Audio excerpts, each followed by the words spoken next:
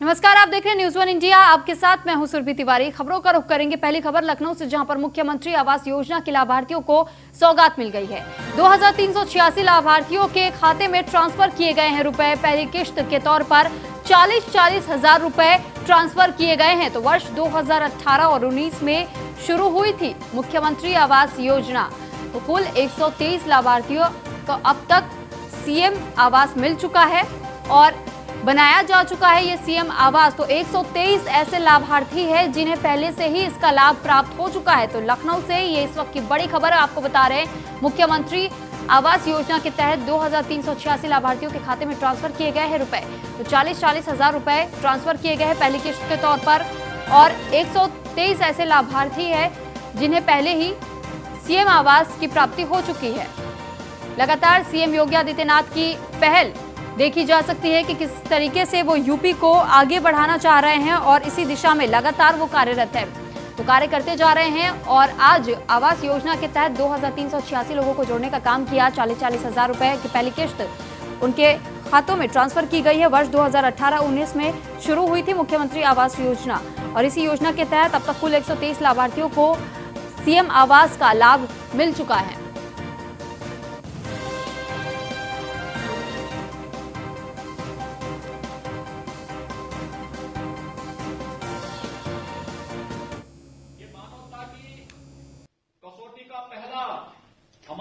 हमारी परीक्षा होगी कि हमारे गांव में, हमारे ब्लॉक विकास खंड के अंदर, हमारे जनपद में हमारा एक संकल्प होना चाहिए कि कोई व्यक्ति भूखों नहीं मरेगा, स्वास्थ्य सुविधा के अभाव में नहीं मरेगा, शासन की योजना होते हुए भी वह अभावग्रस्त रहे, ये स्थिति नहीं होनी चाहिए। और प्रधानमंत्री मोदी जी ने इसलिए हरेक गरीब के चेहरे पर खुशहाली लाने के लिए इतनी योजनाएं दी। उन योजनाओं का लाभ उस पात्र व्यक्ति तक पहुंचना ही चाहिए और मैं इसलिए कहूंगा कि इसको अभियान लगा करके इन सभी योजनाओं को लोगों तक पहुंचाने का कार्य होना चाहिए। यह कार्य प्राथमिकता के आधार पर करें।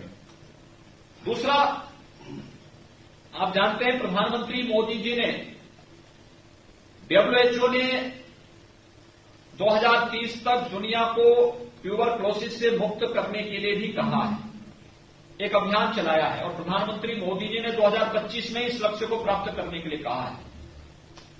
मैं सभी जिला प्रशासन से कहूंगा, ट्यूबरक्लोसिस कहीं और जगह नहीं है। अभाव से जूझ रहे, सुविधाओं से वंचित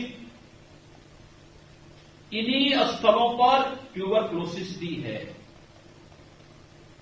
ट्यूबरक्लोसिस के लिए सरकार ने पहले से ही बहुत सारी स्कीम चलाई हुई है।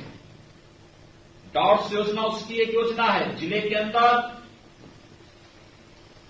टीबी उन्मूलन के कार्यक्रम को प्राथमिकता के आधार पर आगे बढ़ाना, ऐसे परिवारों को चिन्हित करना, शासन की योजनाओं के साथ जोड़ना, प्रतिमाह मिलने वाले इंसेंटिव उन परिवारों तक पहुंचाने की कार्रवाई को आगे बढ़ाना और ऐसे परिवारों की सूची होनी चाहिए और प्रत्येक स्तर के अधिकारी को,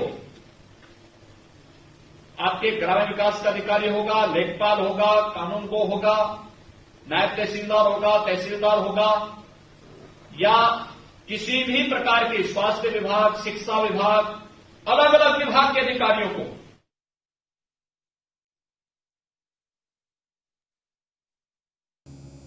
तो लखनऊ में जिलों के नोडल अधिकारी आज सरकार को अपना रिपोर्ट सौंपेंगे। सीएम योगी के निर्देश पर जिलों की खाक छान रहे अफसर किसान आंदोलन के बीच किसानों से संवाद कर उन्होंने उनकी समस्याएं सुनी और उसके बाद से सीएम योगी की तरफ से जो निर्देश जारी किए गए थे कि अधिकारी फीडबैक और रिपोर्ट आज सरकार को सौंपेंगे और इसी तहत आज फीडबैक और रिपोर्ट सरकार को सौंपा जाएगा अधिकारियों की तरफ से, जिसके बाद से सरकार आगे की रणनीति को तैयार करने का काम करेगी। तो लखनऊ में सीएम योगी आदित्यनाथ ने सख्त निर्देश अधिकारियों को दिए थे कि वो खुद किसानों के बीच में जाए। तमाम आईएएस, आईपीएस अफसर, डीएम को ये सख्त हिदायत दी गई थी कि वो किसानों के बीच जाकर उनकी समस्याओं को सुने, उनकी समस्याओं का निस्तारण करें और इसी वजह से तमाम अधिकारी खुद जमीनी स्तर पर जाकर के उन्होंने किसानों से मुलाकात की, उनकी समस्याओं को सुना और उसके बाद अब जो रिपोर्ट तैयार की गई है, रिपोर्ट अधिकारियों की तरफ से तैयार हो चुकी है, जो कि सरकार को आज सौंपी जा रही है, जिसके बाद से सरकार अगली रणनीति तैयार करेगी।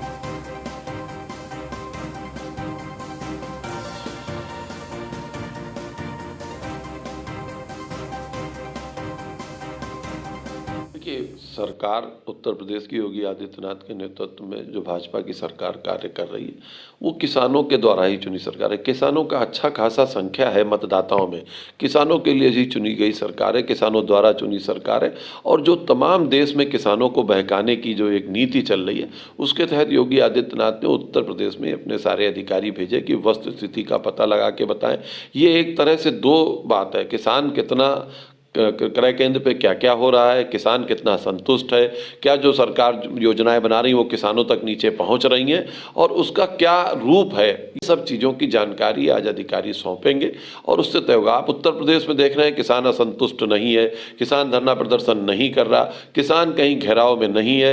हमने जो किसानों के खाते में पैसा ट्रांसफ़र किया वो सभी जगह पहुँचा है और लोग भारतीय जनता पार्टी की जो किसान नीति है उससे संतुष्ट दिखाई पड़ते हैं। इसकी जानकारी नीचे से भी आने के लिए अधिकारी गए और मुझे लगता है आज जो देखिए, कांग्रेस पार्टी पहले दिन से ये बात कह रही थी कि उत्तर प्रदेश की सरकार नौकरशाह चला रहे हैं और जिस प्रदेश को भी नौकरशाह चलाएंगे उसका हाल ऐसा ही होगा जैसा उत्तर प्रदेश का हाल है।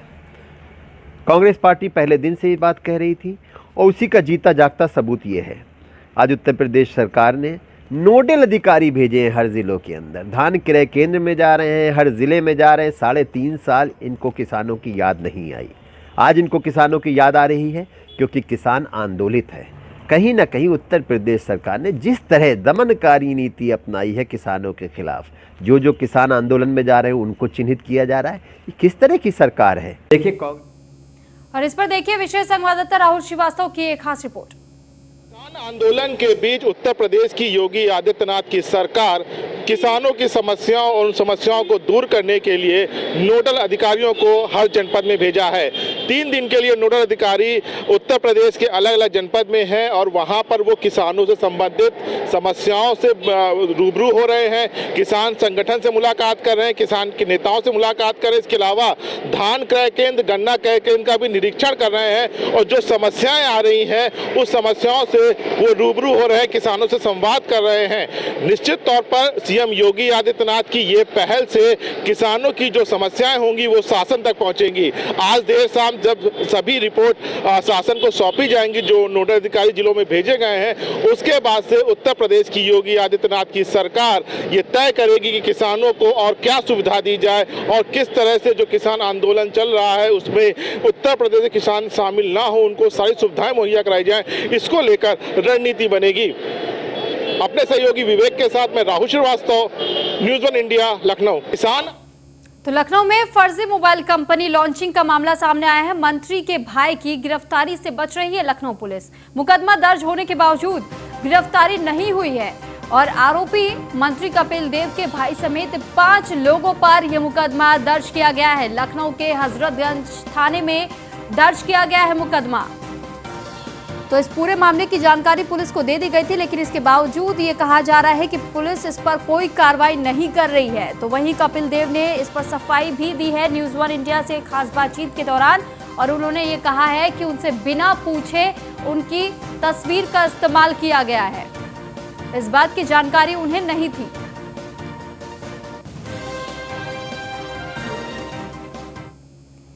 तो अब ग्राफिक्स के माध्यम से आपको समझाने की कोशिश करते हैं कि आखिर ये पूरा मामला क्या है। तो आरोपियों की गिरफ्तारी नहीं होने पर कुछ सवाल मुंह बाए खड़े हैं और पूछता है न्यूज़ 1 इंडिया कि क्यों आरोपियों को गिरफ्तार नहीं कर रही है पुलिस। सबसे बड़ा सवाल है कि आखिर आरोपियों की गिरफ्तारी क्यों नहीं कर रही है पुलिस और आखिर पुलिस की पकड़ से अभी तक दूर क्यों है आरोपी। क्या मंत्री कपिल देव अग्रवाल से डर रही है लखनऊ पुलिस? ये बेहद अहम सवाल यहां न्यूज़ 1 इंडिया कर रहा है कि क्या मंत्री कपिल देव अग्रवाल से वाकई लखनऊ पुलिस को डर लग रहा है। और चौथा सवाल, आखिर मंत्री के भाई ललित को कब गिरफ्तार किया जाएगा। तो ये 5 बड़े सवाल। क्या मंत्री कपिल देव अपने रसूख का इस्तेमाल कर रहे हैं? तो ये तमाम 5 बड़े सवाल न्यूज़ वन इंडिया लगातार पूछ रहा है कि आखिर वाकई में पुलिस इस मामले में कोई कार्रवाई क्यों नहीं कर रही है, क्यों गिरफ्तार नहीं कर रही है कपिल देव को।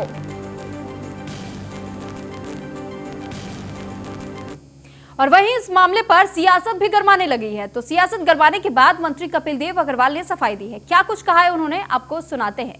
तो न्यूज़ वन इंडिया के खुलासे पर एक नया एंटरप्रेन्योर है जिसका नाम दुर्गा प्रसाद है, उसने हमसे कांटेक्ट किया, उसके किसी अधिकारी ने, कि आपको लखनऊ में मोबाइल का ओपनिंग करना है।